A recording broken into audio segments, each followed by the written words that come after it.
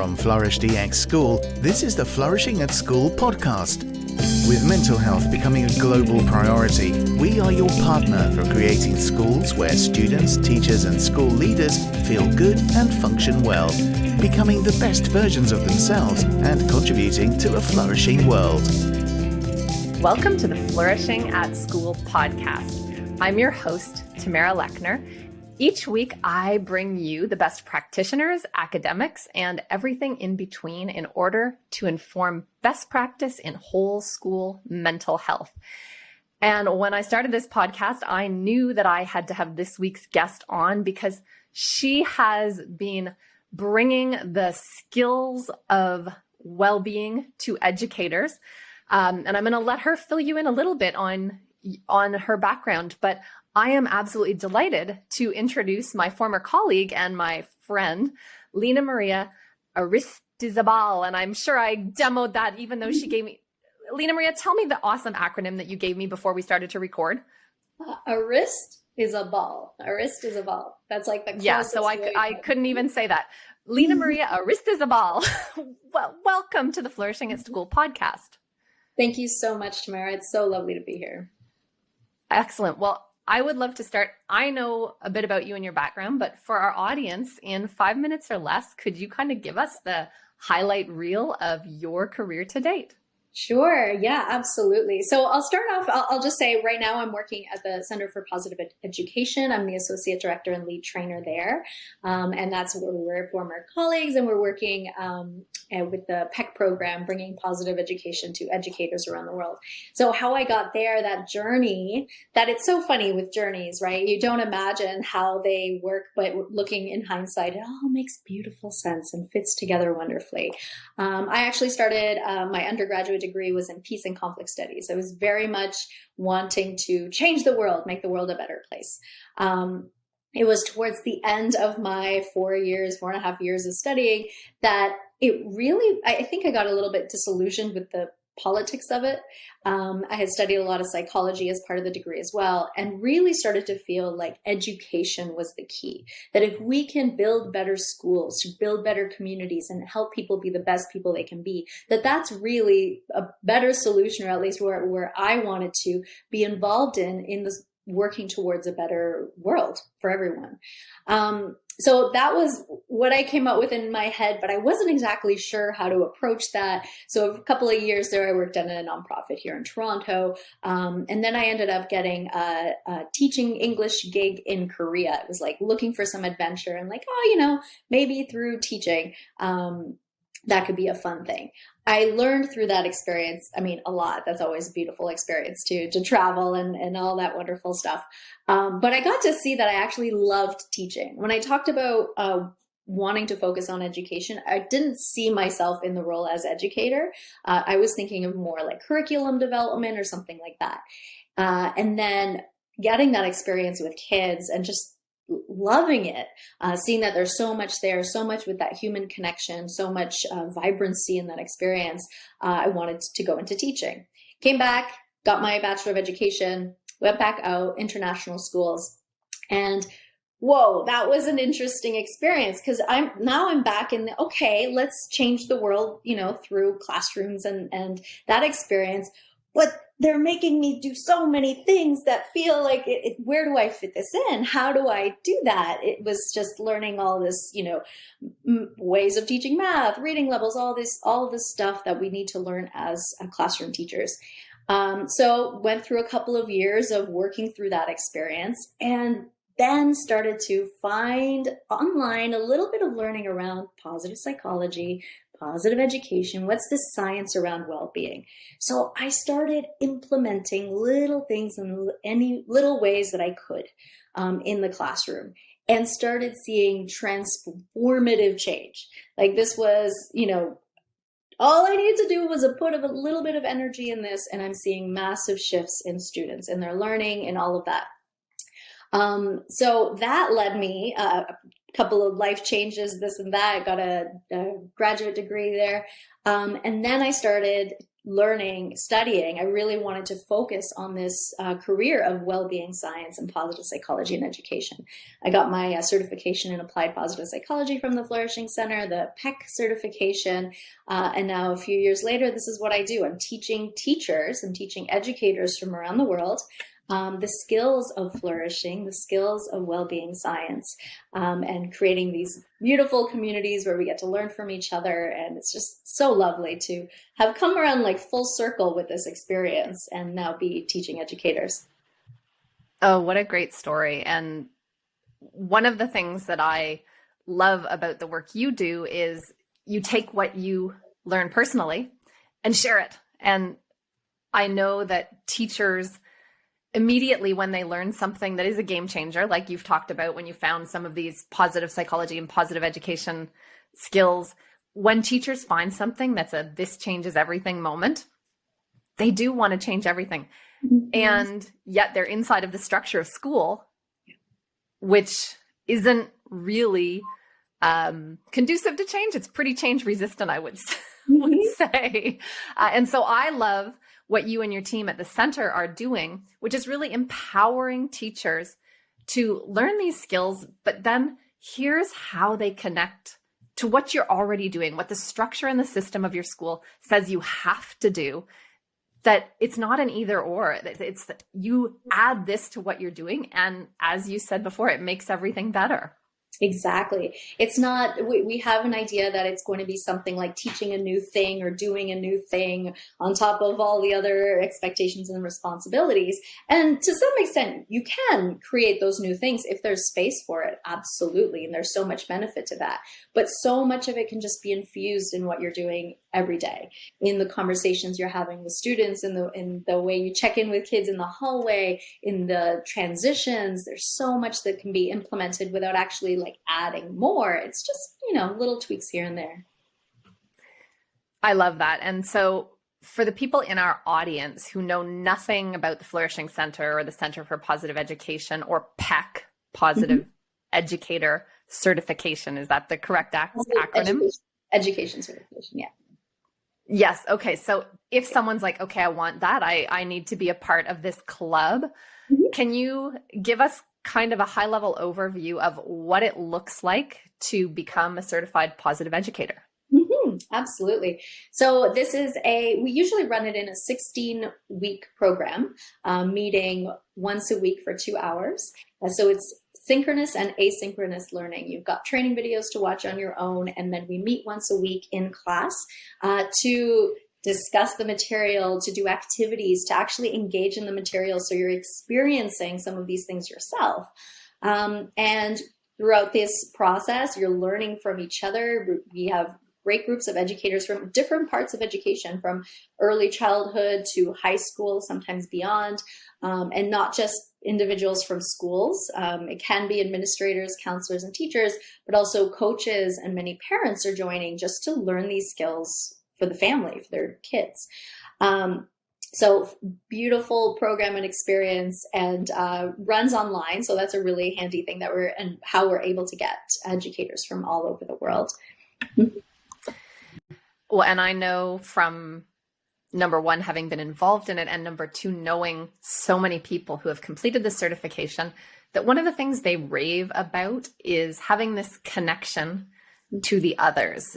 Because I know if you're listening out there and you're the champion for well-being, for mental health, for feeling and functioning well in your school, sometimes it can feel really lonely. And so one of the things that I think is the secret sauce to your group is that you get to gather with the others and connect so that you don't feel so alone. Is that something that you hear reflected back from your participants? Every single time. It's such a powerful part of the way that we do the program.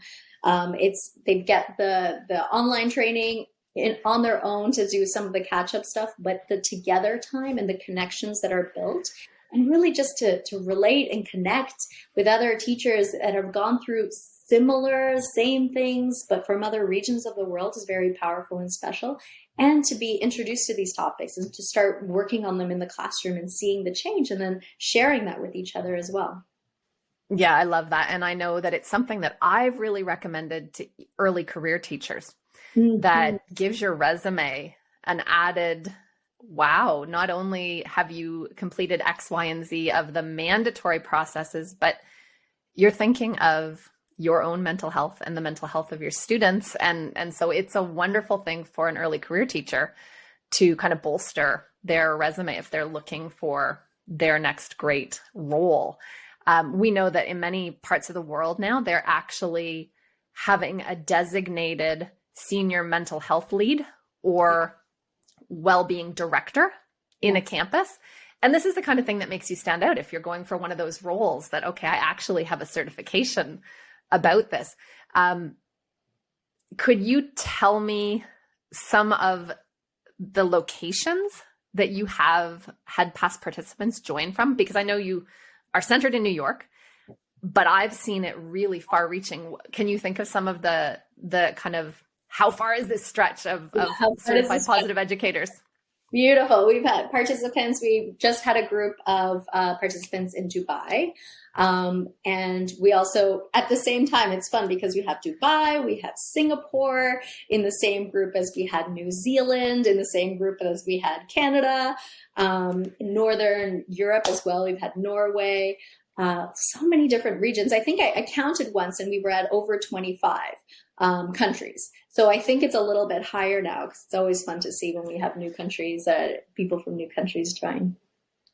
That's impressive. And so if I'm listening and I'm like, I still don't exactly understand what this looks like in my life, something we like to ask our guests on this podcast is, what's something that you've tried or seen tried in school that worked really well? So that might give it a little more of a concrete, oh, I get what this is to our listeners. What's something that you've seen, Lina Maria, that really worked well?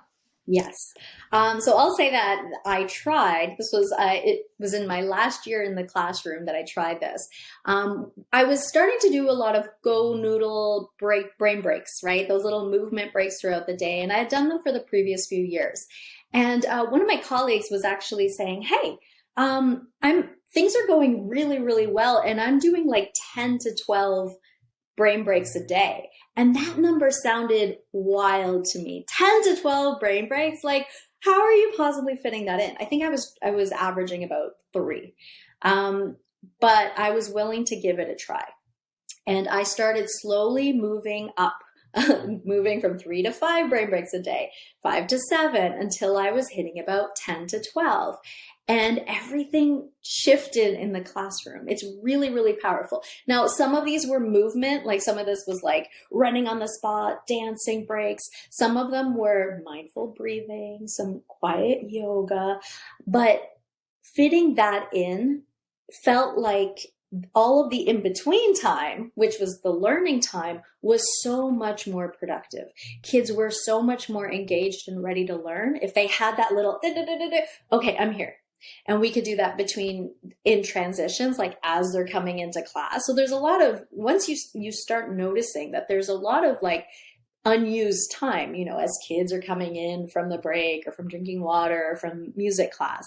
But we start using that a little bit more and things completely shift in the classroom experience, that it really was up the engagement. And it felt like, as well as just, behavior issues, they're just more present because they had their time to have that little bit of a break. So that's something that I would recommend to everyone. And that's absolutely one of the pieces of the program. We have Vitality, as that we teach the PERMA-V model of well-being, the pathways to well-being. And Vitality is a key component of that. So every few weeks, we go into the topic of vitality and different ways that movement is so important, that breathing exercise is so important, why we understand how it works in the brain, the impact on the brain, the impact on the body, the impact on student engagement. And so that's a critical piece, I think, to a well-functioning classroom and school environment, is when we embrace a lot more of that movement that kids and humans really need, right? A lot more than what we're getting. Yeah, I love that. It made me think of the William James quote, the great thing in all education is to make our nervous system our ally. Yes. And so often Good one. teachers think of this as the icing on the cake, that, okay, I've got to do the curriculum and I've got to teach the lesson. And then if I have time, I'll do a breathing exercise or allow movement. And actually flipping it around and recognizing that your nervous system isn't ready to learn. If you've come off the playground and you just had a fight with a friend, or you felt like you were being bullied or left out, or you were lonely, or you're hungry, or you're tired, and taking care of those vitality systems first allows a student to show up and learn at their best, rather than trying to cram into a hijacked brain all of the facts and things. So you are so right. And I know that teachers know this, but having more strategies and more ways, we often go to what works for us personally, not recognizing that everybody is so unique in what they need, that somebody needs a calming breath while somebody else needs an energizing breath. Mm-hmm. Somebody needs to shake it off while somebody needs to lie flat. And so really being able to tailor those moments. And as you said, it's a skill, right? Thinking 3 is better than many teachers do. And then if you go, wow, 12. So really playing around with it in your classroom. I love that idea. Mm-hmm. I love what you said there too about the everyone needs a different skill around. For example, in any given moment, one child might need an energizing breath, one child might need a calming breath. And when we're teaching some of these things in the classroom, in the program, I like to bring it to those levels as well. So one, we're teaching the teachers, right, some of these energizing and calming movements and breaths, so they can have it for themselves when they need it in their lives in the classroom. 2, so they can teach their students, or just know what to do. Okay, my kids, I think they need a little bit of calming after that recess, or they need a little bit of energizing. But on that 3rd level, it's really teaching the students so they have the skills too, and then empowering them to say, okay, students, what do you need right now? If you need a calming breath, do the calming breath exercises that we've done. If you need a energizing movement, do some of those. So that teaching them to check in on themselves. What do they need in this moment? That's a really powerful one too, and start to give them tools to work with themselves. So those multiple levels of providing the tools for students, I think, is super powerful. It's layered, right? It's that, okay, introspection. You need to start to be a student of yourself and your own body, and offering time. So as a teacher saying, here's the time for you to consider what you might need, and then having preloaded them with, here's some choices that we've tried together, and really running it as an experiment. What do you need? So I love that. And I love the other thing that you said that is so true, and speaks especially when I go into schools. A lot of schools will say, okay, we're doing whole school well-being or whole school positive education. And some of the teachers aren't very on board, and they're told to try these things. And when they try them for their students, but actually experiencing personally, that's when we see some life-changing moments, taking a resistor to a champion, because they tried it for their student, because I don't need to do this meditation myself, but I think little John over there really needs this, so I'm going to do it. And then they realize, oh, I needed this too. And those are some of my favorite classroom moments. Absolutely. Mm-hmm. All right. So jumping on to what went well, I know that in positive education and positive psychology, we also like to learn lessons from things that fell flat.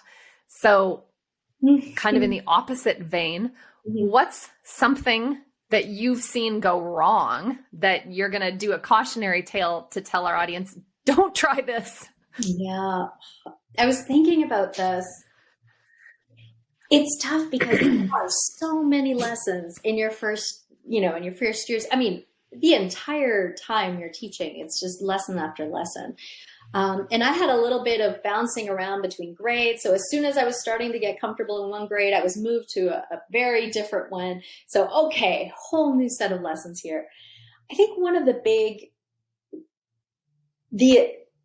This is a tricky one to balance and talk about again. But when you said that idea of cramming, just getting through the content, that doesn't work. And like you said, like just because the words came out of our mouths as educators doesn't mean anything about how children are learning or receiving. And that's something that once I started to feel like, okay, I can make some decisions on my own here in the classroom in you know, a particular way that I felt comfortable doing. It really was about spending more time, better quality time with the content, providing more meaningful learning experiences instead of just checking off the boxes and seeing how much we could fit in. That's a tricky one because there's a lot of pressure on checking off the boxes and completing everything. But you really see in how much children are retaining when you go through it and checking off the boxes and they've actually not retained anything the following year, right? So you really get a sense of where meaningful learning comes from and what needs to be there for that to happen. I love that idea of where meaningful learning comes from. Mm-hmm.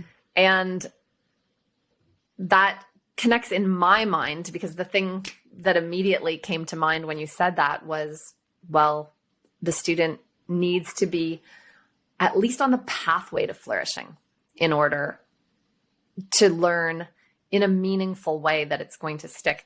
And so I want to go back to basics. One of the things that I love doing is starting with common language. And I know that the Center for Positive Education is part of the Flourishing Center. We are the Flourishing at School podcast. Mm-hmm. How do you define flourishing?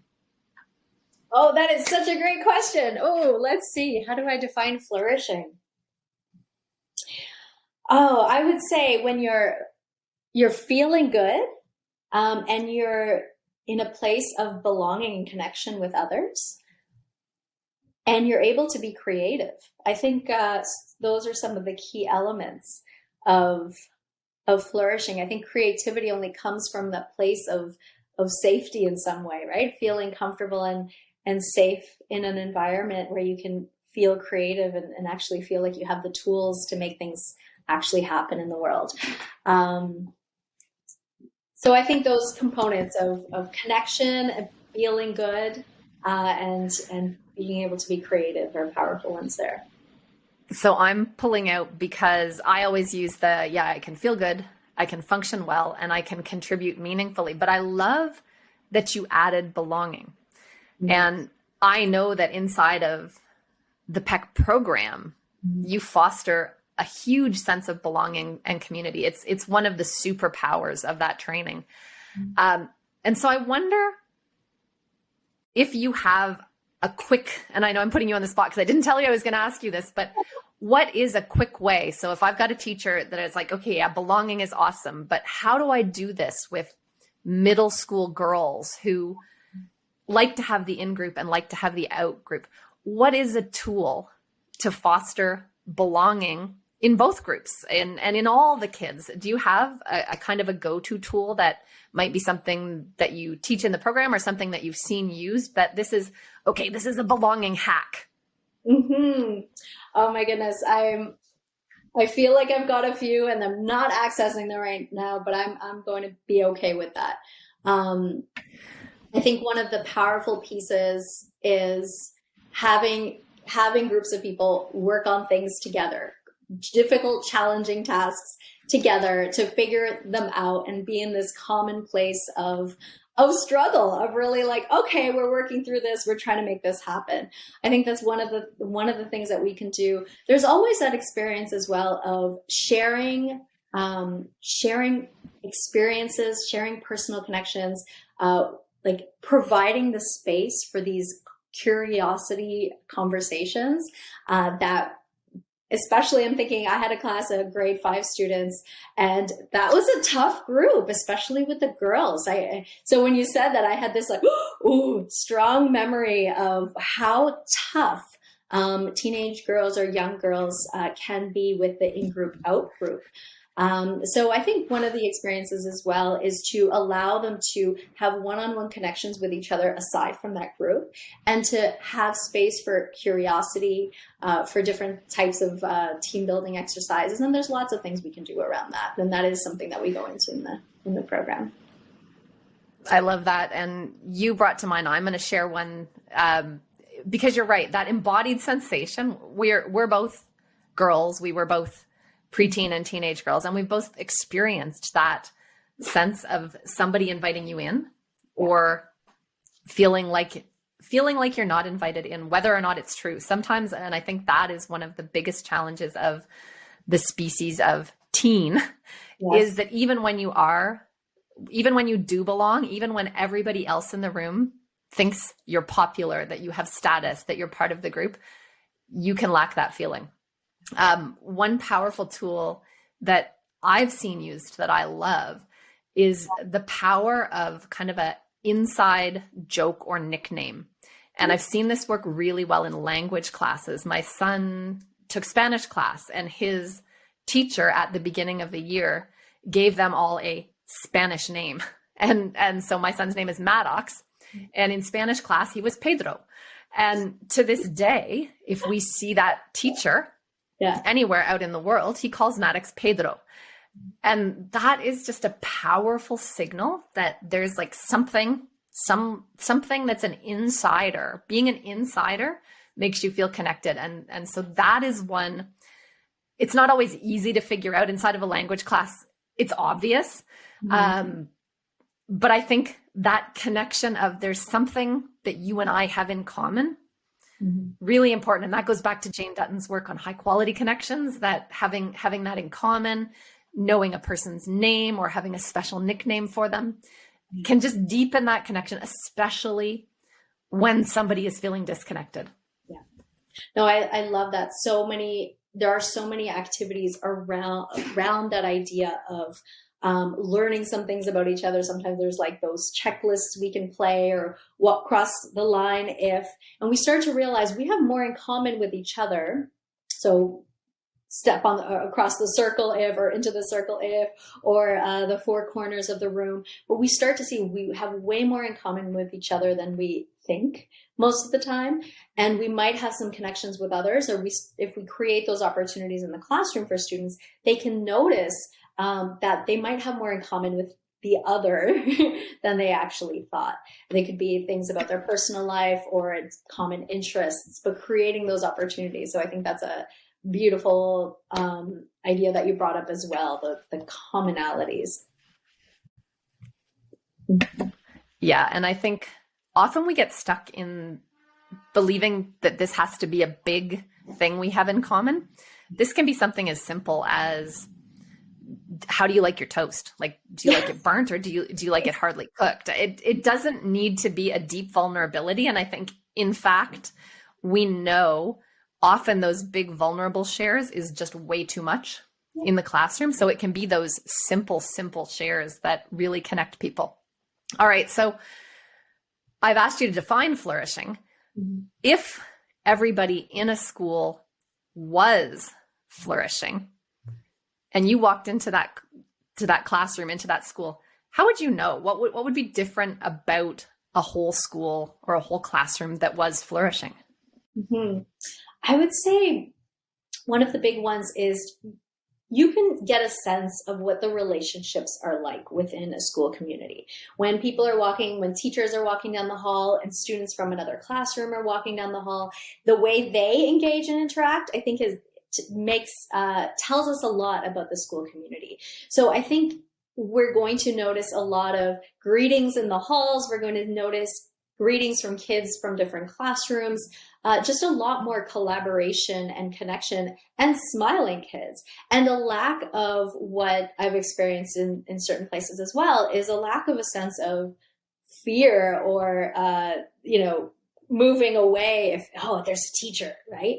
But in schools that are really, where everyone is really flourishing, relationships are key. And that means across grade levels, across classrooms, kids have opportunities to know kids from other from all walks of the school community, right? Oftentimes there's, aside from even sport teams, there's houses that connect students. So they have like that a grade 2 and a grade 7, they might have that common connection of being on the yellow house team where they occasionally play sports together. So I think the big part of that is the positive relationships that you can get a sense of the second you walk into a school.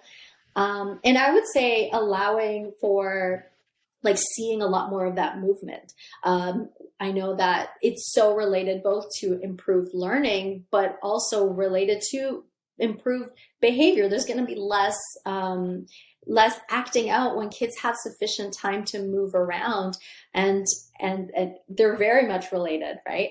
And I think that we're going to notice some of those things when we're seeing kids have an opportunity to play more, to move around more, and to just have more of those joyous experiences. So I would say smiling kids talking, teachers talking with children, all of this type of relationship which is so critical. Like if there's one thing, two things, it's so hard to narrow them down, but these are just central components to a flourishing at school for sure.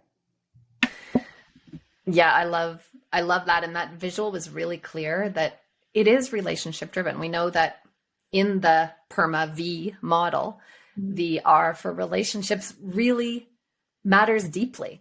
And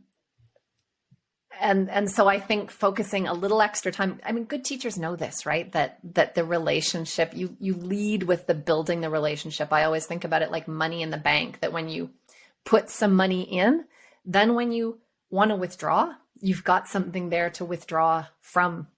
So that one is super important. And I love that answer. You and I remember from our days together, share a love of research and resources and kind of diving deeper. So a question that I love, because we're a podcast, and so I love to know what other podcasts or books or resources you listen to in order to keep improving your practice, and keep kind of diving down that how do we do this better? What are some of your go-to resources? Mm-hmm. I always love Sonia Lyubomirsky's book. I'm losing the title right now. The How of Happiness. The How of Happiness. That one's a great resource to go back to. So many gems in there. I loved Emotional Agility, and that's one I like to go back to as well. Dr. Susan David. That's Susan David? Yeah. And that recent one as well, How to Raise an Adult, by Julie Lithcott Haynes, I believe. Ooh, that's a new one. I love when I am recommended something I haven't heard from before. Yeah, really, really interesting. And it connects with a lot of the areas that I'm interested in as well. And I'm thinking like, I wanted to say one more piece to this flourishing school too, was where you see students playing meaningful roles at school. So they're contributing, they're running things in certain capacities, they're involved, and they're not just on the receiving end, but they're actually co-creating the school experience for the other students. I've read a lot of research around how important it is for students to have responsibilities to contribute both at home and in the classroom and at schools, and how important that is for that sense of meaning and purpose, and how connected that is to feeling important in the world, thriving, happiness, flourishing, all of those components. And that particular book is really interesting. It really talks about that idea of how there have been shifts in our society and how kids are raised and how they've had fewer and fewer responsibilities. And there's been some research to linking that to higher anxiety and depression, and how just providing kids more opportunity to have a purpose, to feel important, right? To actually feel important and be important to the community is critical. So that's something that I love reading about. I love learning about. I love talking about in the classroom as well, or in the program. I think it's a critical one. Yeah, it brings back kind of the self-determination theory a little bit to mind, and really inside of a classroom, there is a hierarchy, and often we see where people think, oh, well, I need to connect meaningful purpose to what the student is doing. And so they kind of make it up. And kids are total censors of when this is, okay, when I'm being asked to contribute to a forum that's going nowhere versus I'm actually being valued for my input and I'm seeing change in my classroom and maybe across my school based on the work that I'm doing.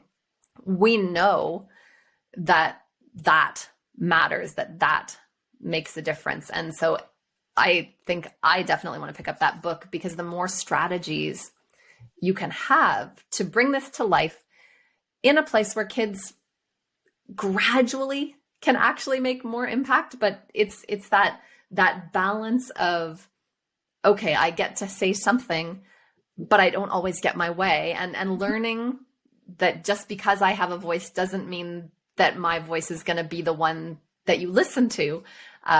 That developmental change over years is really important for teachers to navigate well, I think. Absolutely. Yeah. Awesome. Well, it sounds like you read more than you listen. Do you actually physically read books, or do you listen to them? What's your favorite way to consume information? So I've been listening to books more frequently. I think I did mention before, I was recovering from a brain injury, so reading physical books was a challenge for a few years. But I'm starting to get back into it in shorter periods. But I was doing more just audiobooks was more my thing. I had a fantastic podcast period that ended about 5 years ago. I was like, I'm going to take a break and I'm going to go back to books. It's funny how we find what we need when we need it. I'm deep into podcasts, and I try not to only listen to the same ones so that I can introduce a new voice. And so recently I've started doing audiobooks because I had a limiting mindset that said, oh, when I listen to an audiobook, I don't take enough in because I find myself easily distracted. So I thought, that's kind of a limiting belief. Let's change this and let's figure out when and how you can make that work for you. And I think as a teacher, as someone who helps others, really being a student of myself and going, okay, there was a huge limiting belief around myself as a student. And how did I overcome it? Okay, well, I'm maybe having to set the stage up differently. So maybe I'm not listening to an audiobook when I'm doing errands because I'm getting in and out and I'm getting distracted. So maybe I save that for a long drive, but not just writing it off. And so there's that mindset bit that comes to it, right? No, absolutely. And I completely agree. Awesome. The long walks that I needed to do the audiobooks are perfect for long walks. And every once in a while I say, pause, go back. I missed something, but absolutely. I love that. So before I wind us up, was there anything that you wanted to talk about today that we didn't get to yet? Growth mindset, like very briefly, but that's such a game changer too. And that was something that was one of those transformative moments from being in the classroom. And can't get enough of it. That's a big component of what we teach in PEC as well. But it really is transformative. And I saw that for myself when one of my students who was grade 2, struggling with the early 2-digit subtraction, things got a little tricky, right? And it just would give up dramatically right away. Just, I can't do this. I can't do this. It was so cute. And I was at that time learning about growth mindset. And I checked in and she knew what to do. She was just struggling to do it every time. But I just started doing a little bit of coaching. And it was like 2 minutes a day for a week. I just check in on her. How's it going? And what it was about was like changing her relationship to struggle. It was, that achy feeling you have that makes you want to go, like that's where our brain is actually making the connections. And that's how we know we're learning. completely changed everything. She went from hating math, never wanting to do it. Her parents came back and said she loves it. She wants more. Now she's looking for the struggle. Now she's like, this is too easy. I want to feel the discomfort of the learning, because that's how I know I'm actually learning. And that was, for me, one of the key things that made me want to actually, okay, this is gold. Like, this is what we should be making sure that everyone is aware of. That we're working on growth mindset, we're supporting students with it, because it changes their relationship to the struggle and the effort completely. And they can take that to any area of life, right? That was just in math, but that is transferable to every aspect of life and learning and growth. Yeah, I love that. And I know that mindset work is so powerful. And where I see it connecting is exactly what you've pointed out, that yes, we can add a yet to, okay, I can't do this math yet. I can't sit in the splits yet. And that's great.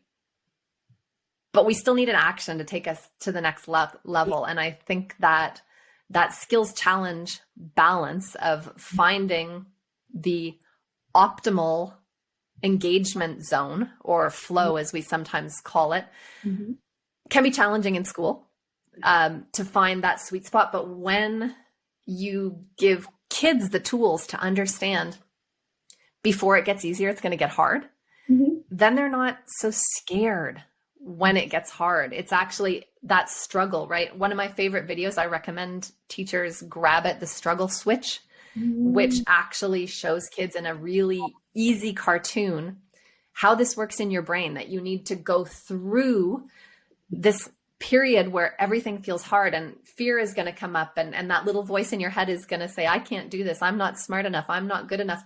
And actually pushing through that, that's when the learning happens. And I don't think that anybody ever told me that in school. In fact, I'm sure that they didn't. And I think it's especially hard for a student who does very well without trying very hard, because you don't learn how to try hard. And you don't ever have that struggle. So then when you do hit that struggle somewhere down the line, you just hit a wall that you don't know how to go through. So I think that was a brilliant lesson to point out, Lina Maria. Yeah, thank you. Yeah, it resonated when I learned about it so much with me. Math was easy until grade 10. Suddenly it got hard and I didn't want anything to do with it. No, I can't. So yeah, I completely related to all of that experience. And I know so many of us do. Oh, well, I think that's a perfect place for us to end today. Now, I do want to ask you before I wrap up, if we have listeners that are like, okay, how can I get to be a certified positive educator? Yes. Where can they learn more about this? Yes, www.thecenterforpositiveeducation.com. We have the PEC program, that's for educators, and we actually have a program starting next week, March 15th. So March 15th. Perfect timing. Yeah, absolutely. Have spaces available, so I'd love to have you in classes. Awesome. Well, thank you so much for joining me. I am excited that we had this opportunity to catch up. If you are listening to this on your favorite podcast hosting channel, you can also see us on Flourish DX YouTube channel. And so pop over there and subscribe to us. We will share some of the bits of this podcast on LinkedIn. And I know that Lina Maria, you are also on LinkedIn. Jason and I are both on LinkedIn. That is where we play. That is where, if you have a question about any of these things, you can ask us. And that's it for today. We will catch you on the next episode. And until then, keep flourishing in school and in life. You've been listening to the Flourishing at School podcast. To stay up to date with the latest on whole school mental health, follow Flourish DX School on LinkedIn and subscribe to the Flourishing at School podcast at www.flourishingatschool.com.